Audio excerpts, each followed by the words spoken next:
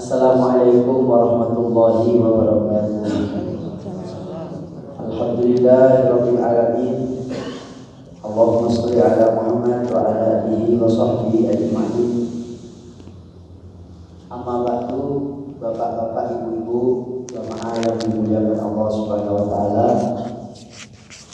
Marilah memulai majelis ilmu ini dengan membaca basmalah. Bismillahirrahmanirrahim.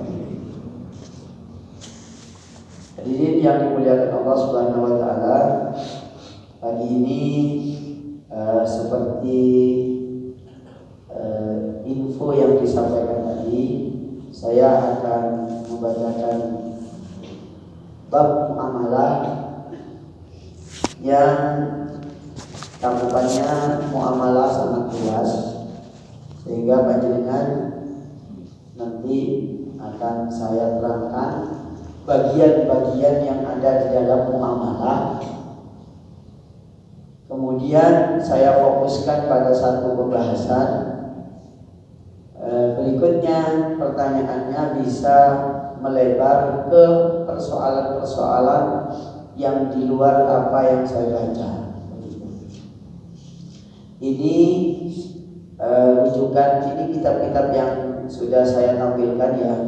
Satu Kitabul Maram, yang kedua Al-Mawsu'at Al-Fiqhiyah, yang ketiga Al-Fiqhul Islami wa Adillatu, yang keempat syarahnya Bulughul Maram Tawdihul Ahkam, kemudian yang terakhir ini kitab tipis tapi bervitamin, bergizi tinggi, yaitu kitab Fathul Qarib Al-Mujib, yaitu kitab Fiqh Fathul Qarib. Saya terangkan sekilas tentang apa yang dibahas kalau kita ngomong muamalah. Kalau kita ngomong muamalah, maka pembahasannya ini, Bu, Pak, ya. Satu, masalah jual beli. Dua, menggagalkan barang yang dibeli. Tiga, memesan barang. Empat, menggadaikan barang. Lima, menangguhkan pembelanjaan karena yang pemiliknya itu anak kecil, orang gila, atau orang bangkrut. Berikutnya, akad damai. Terjadi percekcokan, sengketa atas suatu barang. Untuk penyelesaiannya itu bisa namanya akad suluh, akad damai. Ya.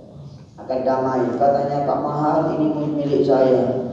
Ini tanah itu adalah batas yang dulu diukur oleh kakek saya yang ketujuh.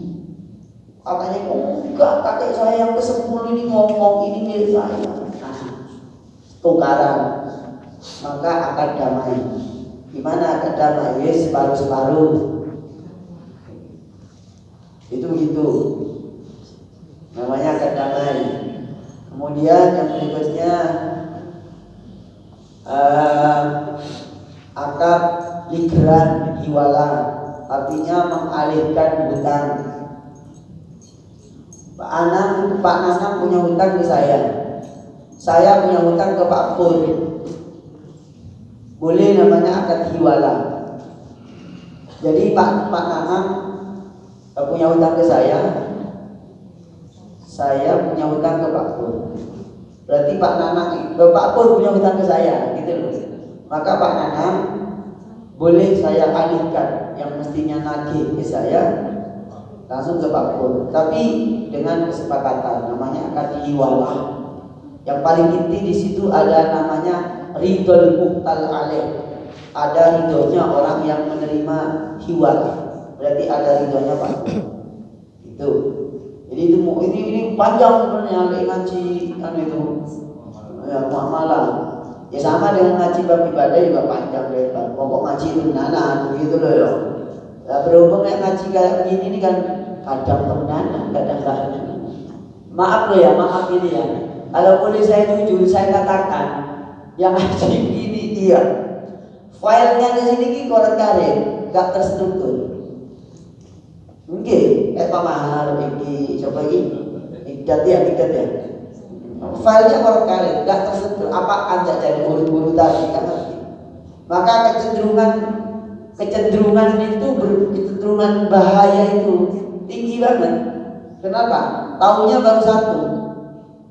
Yang tidak diketahui beribu-ribu, gitu ya. Itu begitu. Tapi enggak lah daripada gak ngaji. Jelas panjenengan udah hebat luar biasa ya. Iya. Ini pasal yang dikaji di kitab di pondok. Makanya orang pondok suwe. Ya orang pondok main tahun itu pondok itu. Pindah pipis dulu. Pondok itu minimal 10 tahun. Ngaji kita tidak. Omong orang ngaji itu, tete dia ngaji pondok. Iya. Tak fasilitasi ben iso maca kitab gak ada. Eman. Gitu. Ini contoh Bu, makanya nanti ada gambaran gitu ya. Jadi itu ada aturannya semua. Kayak gitu. Dan yang masih mempertahankan ngaji begini cuma pondok pesantren. Dan saya termasuk yang menggagas yang berjuang untuk mempertahankan ini. Biar orang itu tahu sajane iki ngene gitu loh, bukan moro-moro. Terus ada namanya akad doman, akad menanggung orang, menanggung hutangnya orang, menanggung mendatangkan orang. Maka pengembangannya akad doman ini nanti menjadi asuransi. Asuransi itu akad doman, akad arisan. Yang pakai duluan Pak Nanang, berikutnya diganti Pak Pur, yang ganti BPJS. BPJS kan sebenarnya sudah rela pakai uang gantian. Sudah ada kesepakatan bahwa nanti uangnya dipakai saya sakit, tapi tidak diomongkan kesepakatannya itu akad doman, akad nanggung orang. Ada kafalah, ada syirkah, kongsi, ada perwakilan, ada pengakuan, bab mengaku sesuatu. Saya ini tadi malam ini telah minum khamr habis 1 drink. Maka orang yang mengaku begini ini harus diverifikasi. Kalau nyata-nyata betul, maka saya harus dihukum. Iya. Tapi nggak ada orang ngaku berbuat jahat gitu ya, nggak ada. Yang dulu orang yang soleh, sekarang itu yang soleh kan cuma pakaiannya. Iya. Ake-ake itu soleh cuma pakai ake-ake begitu. Tapi tidak semuanya dicatat baik-baik. Bukan menuduh panjenengan pula. Maksudnya saya ini solehnya hanya lewat pakaian. Hati saya, pikiran saya, akhirnya gak soleh gitu. Akhirnya gak soleh. Untungnya sih ngaji gitu. Insya Allah dapat barokahnya ngaji, terdorong untuk selalu soleh begitu. Ada Arya bab pinjem. Kemarin ini saya bahas di sini ya, yang bab pinjem ya. Iya, pinjem barang, gosok gitu. Sudah nih. Sudah kemarin gosok, menempati tempat tanpa izin itu gosok. Kemarin itu tempat parkir ya, sama menggunakan jalan-jalan gitu ya. Itu kalau tak ada izin hukumnya gosok. Kalau sampai berkelanjutan gosok tiap hari. Iya. Kalau tak ada izin itu gosok. Kecuali yang sifatnya wajar-wajar, bawa rombong tempati di situ. Itu kan malamnya dipindah. Tapi rombongnya permanen, rombongnya besi ditanam, dicor. Wah ini masalah. Amin sewu, mohon maaf. Mungkin ini diantara penyebab orang itu gak berkah. Kenapa? Karena pakai tempat yang tanpa ada izin. Akhirnya gak warok, gak ngati. Pakai duduk di kursinya orang gak izin. Ya, motor diparkir, didudukin nggak izin, itu gosok. Panjenengan sudah berapa kali ya di parkiran mau duduk, ya, loh, itu gosok itu, gosok. Mungkin nyerobot antrian bensin, pom itu, ngambil haknya orang. Dosa, lek wong gak rido dosa. Lek rido sih lumayan. Tapi andaikan rido tetap perbuatannya itu tercela, tidak boleh. Ya, jadi serobot-serobotan itu biasa. Itu kenapa? Karena apa? Ini jujur Bang, Bu ya.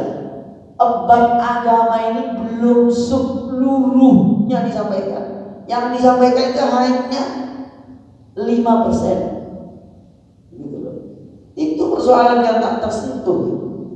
Di parkiran orang lungguh di sepeda uang. Enak-enakan ambil HP-an. Loh, gosok nih Bu. Gosok. Itu terus terang mau, itu gak izin, itu butuh izin ke orangnya. Gak boleh. Kayak gitu. Nah, terus syuf'ah. Syuf'ah itu adalah maknanya menjoki rego, nekan orang untuk menjual barangnya. Iya, syuf'ah. Jadi gini, prakteknya itu gini. Ini biar panjenengan nanti tanya yang banyak gitu ya. Pak Nana dengan Pak Mahar itu beli tanah.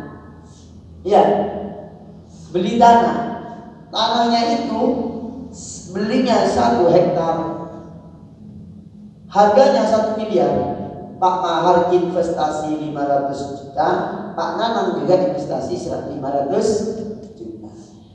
Pak Mahar gak bilang-bilang bagiannya itu dijual ke Pak Pur. Pak Pur gak jual bagian saya beli ke Pak Nanang. Padahal oleh Pak Nanang dan Pak Mahar batasnya itu belum dibuat. Hanya pakai persentase, pokok 50%-nya tanah ini milik saya, miliknya sampean ini juga 50%. Tapi batas menurut ukuran meter persegi belum. Maka Pak Nanang ini punya hak namanya mensyuf'ah, nekan Pak Mahar. Enggak, saya enggak jadi. Saya tetap harus membeli barang yang secara penuh. Barangnya Pak Mahar yang haknya Pak Mahar itu yang sudah dijual ke Pak Pur ini harus dibeli secara paksa dan menekan harga sesuai dengan yang yang sudah berlaku dan disepakati antara Pak Mahar. Jadi Pak Pur oleh Pak Pur itu dijual 550 juta. Maka Pak Nanang boleh mengendap 525. Seperti itu. Kenapa? Karena belum ada batas. Itu syuf'ah, bab syuf'ah. Kayak gitu. Yang berikutnya bab kirot, bagi hasil. Bagi hasil. Kemudian akad nyiram lahan dan akad bagi hasil pertanian, sewa, terus akad persenan dan mengelola lahan tak bertuan. Itu ada babnya. Lahan tak bertuan itu ada babnya. Hukumnya itu boleh dikelola lahan yang tidak ada tuan. Kalau panjenengan mau cari lahan yang enggak bertuan ini, sepertinya harus ke Papua. Itu banyak lahan tak bertuan. Tapi sepertinya bertambah tahun semua hutan itu dikelola oleh negara dan punya itu milik aset negara dan diawasi oleh negara. Mungkin hanya ada sebagian. Yang paling aman ke daerah Kutub, aman. Itu lahan tak bertuan. Boleh dikelola Pak Pur buat perumahan di Kutub sana. Ya, aman di situ ya. Itu namanya Ihyaul Mawat, bab mengelola, menghidupkan, membangkitkan dan memakmurkan lahan-lahan kosong tak bertuan. Saya kira ini kalau lahan tak bertuan di tengah laut. Iya. Di tengah laut ya. Itu babnya panjang loh. Dan ngaji mumpung sinom, mumpung turun rabi. kemenangan, biasanya ketua ini kaset ya. Ini daripada tidak gitu ya. Terus bab wakaf, bab hibah, bab lupoto, nemu barang temuan. Dan nemu barang temuan itu ada hukumnya. Ya, nemu duit 300 juta itu bukan temuan. Artinya barang hilang yang harus dikembali. Ada barang temuan yang boleh diambil dimakan, ada yang barang temuan tidak boleh diambil, harus dikembalikan. Ada barang temuan yang harus dimakan, dihabiskan, lalu diganti. Oh, itu ada babnya juga. Contohnya nemu makanan, misalnya Pak Nanang ke Batu, ya, nyampe Pujon, ternyata nemu lalapan kotak ayam goreng Pak Selamat, ayam bebek ya, bebek Pak Selamat. Waduh, punyanya siapa ini jatuh? Gak ada nomor handphone, gak ada apa. Ini gimana ini? Apakah dimakan, apakah dibuang? Dibuang ini mubazir, dimakan gak dapat izin. Nyari orangnya ini siapa? Maka caranya adalah menurut fikih ditekno di tangan. Mariono di tempat penemuan itu buat iklan yang besar. Siapa yang telah berjalan nasi 1 kotak, tolong hubungi nomor ini. Nah, ketemu orangnya langsung diganti uang. Nah, gitu. Oh, itu gitu. Ini bab nuwoto namanya. Bab nemu barang temuan. Kalau barangnya kecil sepele, mau duit 100 rupiah, langsung ambil saja, tidak apa-apa. Dek nemu 100 rupiah mulai teko Karang Proso sampai keliling ke Malang, satu lumayan lagi. Nah, itu termasuk namanya syai'un hakir, perkara yang sepele. Dan sekiranya orangnya sudah nggak kepikiran, artinya sudah ridho dengan diambil, nggak apa-apa. Tapi yang warok diambil tidak masuk kesa, diambil masuk kotak amal. Niat sedekah untuk orang yang kehilangan uang ini. Dan itu namanya fikihnya begitu. Jadi babnya agama itu dowo saja nih.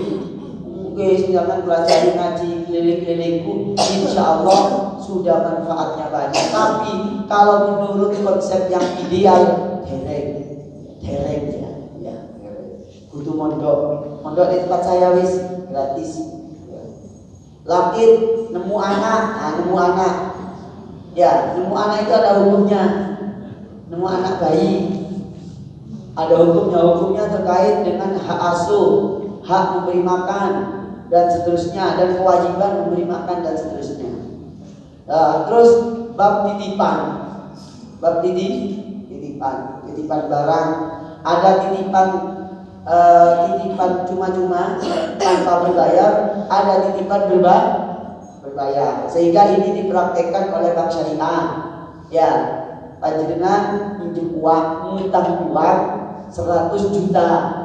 Lalu nitip BPKB-nya mobil. Lalu yang dititipin minta ongkos. Ongkosnya nitip BPKB per bulan sekian. Gitu. Namanya akad wadi'ah. Ya, terus ujrohnya itu namanya ujroh tahafud, ongkos untuk melindungi dan menjaga barangnya sampean. Masuk akal enggak? Nah, lihat fikih gitu. Wis, akhirnya lihat fikih ke saya. Insyaallah saya jawab. Nah, ini bab muamalah. Ini baru 75% yang saya singgung. Bab muamalah. Berikutnya ada bab faraid, bab wasiat, kitab nikah, kitab kriminal, kitab kejahatan, bab jihad, bab berburu, nyembelih, bab kurban, bab makanan halal haram, bab perlombaan. Nah, ini pas Agustusan ini perlombaan itu ada babnya, namanya kitab sabaqi, ahkam sabaqi, bab perlombaan tidak boleh ada judi. Contohnya judi adalah Pak Mahar bayar, Pak Nanang bayar, Mas Tingdat bayar, Pak Pur bayar, lalu lomba. yang menang saya dapat. Nah itu judi. Kecuali kalau bukan bayar lombanya, tapi adalah uang sukarela untuk makan minum, lalu ada panitia pihak ketiga yang memberi hadiah, boleh. Berarti biar halal uang pendaftaran lomba itu, uangnya bukan pendaftaran lomba, ini ongkos untuk panitia diberikan ke panitia. Berarti sudah hak miliknya panitia murni. Setelah itu diberikan sebagai hadiah, biar gak judi. Gitu. Sakjane begitu. Sakjane. Nah, maka lomba Agustusan itu insya Allah tidak ada judinya. Makanya sering-sering ngadakan Agustusan. Panitia yang disuruh ngasih hadiah gitu. Ada bab sumpah, nazar, terus persaksian dan kitab kemerdekaan budak. Nah, jadi ini masih kaitannya dengan muamalah itu sangat panjang.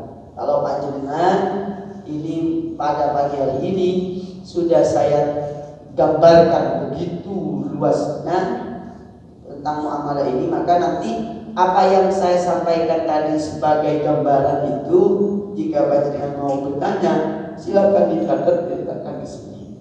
Cuma tetap saya bacakan bab-bab penting yang ada di dalam bab muamalah. Di sini diantaranya ya saya perdetil bab wasop. Ya, jadi bab wasop ini bab yang berhubungan dengan haknya orang lain. Saya perdalam. Ben gak keliru mengambil sikap. Faslun fi ahkamil ghasbi. Ya, pasal menerangkan tentang ghasab. Apa ghasab itu adalah akhdus syai'i zulman mujaharatan. Itu secara bahasa. Mengambil barang secara zalim, barangnya orang diambil mujaharatan, terang-terangan, ono uwongi. Sampai masuk ke parkiran dalam rangka nunggu temannya, motornya orang diduduki. Padahal motor ini ada pemiliknya, orangnya ada di dalam. Terang-terangan banyak orang sampai hak itu sama tempat. Saya itu gosok. Secara syariat apa? Al-istilahu ala haqqil ghairi mudwan. Menguasai haknya orang. Ini secara definitif. Monggo diingat-ingat. Menguasai haknya orang lain udwanan secara dolim. Secara dolim. Panjenengan turun ke bawah, ada sandal dipakai tanpa izin, gosok, dosa. Karena tutup WE sampean, bukan haknya panjenengan. Gitu. Apalagi sandalnya itu bukan sandal harkiah, sandalnya sandal kalep, akhirnya jemek. Nang orangnya aja sombong, kurang ajar ini. Kayak sandal gak bilang-bilang. Gitu. Ya lo enggak? Enak enggak pakai sandal jemek? Ya enggak enak. Ya berarti orang lain juga enggak enak kalau sampean sandal ngaji jemek dibasahi. Begitu. Itu gosok. Gitu. Ngambil haknya orang tanpa secara tanpa izin dan secara terang-terangan itu gosok dosa. Lah para ulama itu ngati-ngati, ulama tasawuf itu gak berani pakai barang yang tanpa izin. Sampai mau baca buku saja, mau baca kitab saja, itu tidak boleh dosa. Pak Nanang punya buku di sini. Misalnya bukunya diletakkan di masjid, gak ada namanya Pak Nanang. Bukunya bagus, ditulisin. Judulnya itu 17 keajaiban sholat fardu dan tips sukses menggapai cita-cita. Wah kok keren. Sudah terbukti ada 700 orang sukses dengan buku itu. Akhirnya panjenengan kepengen, aduh kok bagus ya, moro diambil tanpa izin, dibaca. Ini namanya ilmunya tak manfaat dan tak barokah. Ini loh efeknya. Barang-barang yang sifatnya diambil dengan cara dolim, nggak bener, gampangnya begitu, nggak barokah. Ayo, sampai sudah berapa kali buka bukunya orang nggak bilang-bilang, ayo, iya, itu haknya orang itu. Orang yang warok gak berani. Jangankan buka membaca, megang aja gak takut.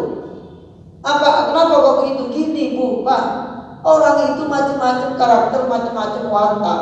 Ada orang yang sensitif, dipegang aja motornya itu sudah gak boleh, apalagi ditumpaki. Bukunya dipegang aja. Orang yang model pelintikan dewa itu, orang pelintikan dewa itu loh, motornya didudukin aja itu tidak boleh. Itu agama sedetail itu ngatur gitu loh. Maka dalam hal ini kita berhati-hati dengan ilmu oleh Allah diberikan pahala yang lebih mulia daripada sholat 1000 rakaat. Karena orang itu bisa keliru menganggap benar gara-gara gak tahu. Nganggap benernya dewe. Karena gak ngerti. Ya, sampai di kantor orang pennya temannya orang diambil buat tanda tangan. Loh, pen sopo? Ustaz mek titik loh. Bukan persoalan titik, tapi persoalan aturan wong yang warok digoleki dhisik.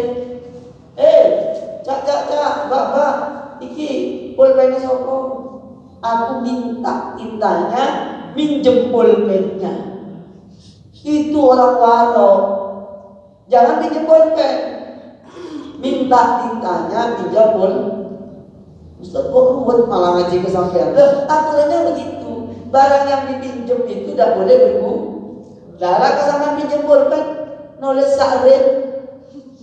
Habis sudah tintanya orang. Si dibalik ngomong, mek gagal itu, ya toh, lu gitu. Caca dan sewu, siapa yang punya pulpen ini, aku minta tintanya, pinjam pulpennya. Itu warok namanya. Maka ngaji sing tepat begitu itu ben gak keliru. Gitu. Ayo, kalau tepan ini tambah ketok ketemu keliru nih mulai biar ya. Mungkin hotel. Iya, soalnya baru ngaji temenanan, iki rodo temenanan iki. Belum temenanan ini, rodo temenanan. Loh, enggak Pak. Saya serius nih, kalian ngaji kita. Pokoknya panjenengan kalau sudah ngajinya itu pakai kitab gak ada harokatnya begini, diterangno, berarti itu rodo temenanan. Saya temenanan sampai mondok di muaji itu ngomong. Sedina 3 jam. Di rumah diamati itu. Ya ini kan wis rada tenanan, wis alhamdulillah. Berarti dari saya ini, Ustaz berarti apa ini biyen keliru-keliru ya. Saiki sing akeh istighfar. Ini berarti ilmunya manfaat.